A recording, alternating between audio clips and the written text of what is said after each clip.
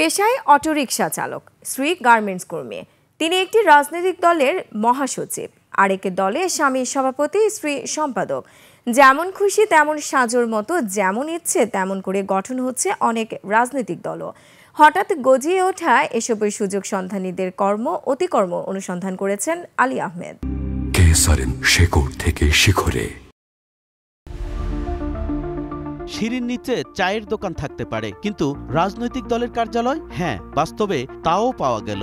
এটা বাংলাদেশ পিসারি ইনসাফ পার্টির প্রধান কার্যালয়। জিনিসটাকে ডেভেলপ করবে, আরো সুন্দর করবে, পরবর্তীতে আমাকে আবার রুম দিবে। আর এই কার্যালয়ে একই সঙ্গে শহীদ রাষ্ট্রপতি জিয়াউর রহমান, বেগম খালেদা জিয়া এবং মাওলানা ভাসানীর ছবি টাঙিয়ে রেখেছেন পার্টি প্রধান। মরহুম আব্দুল হামিদ খান ভাসানীকে খুবই পছন্দ করি, এই জন্য তার ছবি আমার টানানো, তাদেরকেও পছন্দ করি এবং তাদের ছবিটা টানানো। মার্কিন যুক্তরাষ্ট্রের ডেমোক্রেটিক পার্টির নামে মিল রেখে বাংলাদেশ ডেমোক্রেটিক পার্টি গঠন করে সভাপতি হয়েছেন জাহাঙ্গীর। পারিবারিক আধিপত্য ধরে রাখতে আর কর্মী সংকট ঘুচাতে দলের সম্পাদক করেছেন স্ত্রীকেই। এক কক্ষের বাসায় পরিবার নিয়ে থাকেন, আর এটাই আবার দলের কেন্দ্রীয় কার্যালয়। আমি এর সাধারণ সম্পাদক মাহমুদা সুলতানা, দলের সভাপতি জাহাঙ্গীর হাওলাদার, উনি আমার হাজবেন্ড।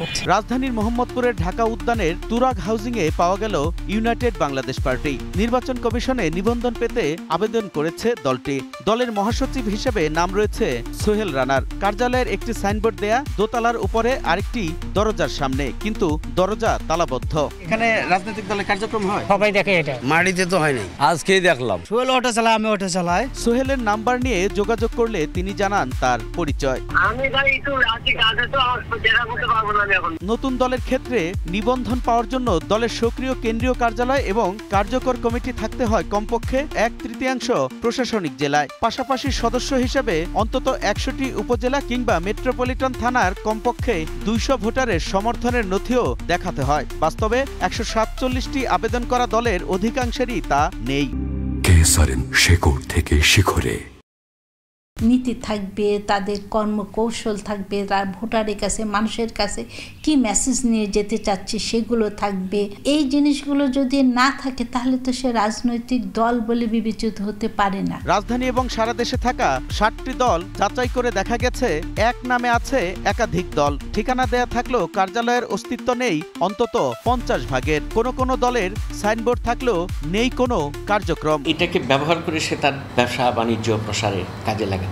রেজিস্টার যে 50-51টা ম্যাক্সিমাম দলের মধ্যেই এই টেন্ডেন্সি। শর্ত পূরণ না করতে পারলেও বিকার নেই কারো। আবেদন করা অনেক দল উল্টো নির্বাচন কমিশনের শর্তের বিরোধিতা করেছেন। আপনি বলতেছেন যে দেশের মালিক আমি নির্বাচনে অংশগ্রহণ করতে পারবো না, এই ধরনের কোন দেশের মালিক ভাই? আমি এই বাউন্ডারিটা থাকার কথা না রাজনীতিকের মধ্যে, আগেও ছিল না। এই শর্তটাই একটা বেআইনি কালা কানুন। নতুন আঙ্গিকে একটা প্রজ্ঞাপন দেওয়া হোক, তো নির্বাচন কমিশন এটা দিতে পূর্ণ ব্যর্থ হয়েছে। যেসব দল কমিশনের নিবন্ধন পাবে তারা আগামী জাতীয় সংসদ নির্বাচনে নিজস্ব প্রতীকে ভোট করতে পারবে। এখন নিবন্ধিত দল আছে 51টি, এর মধ্যে আওয়ামী লীগের কার্যক্রম স্থগিত রয়েছে।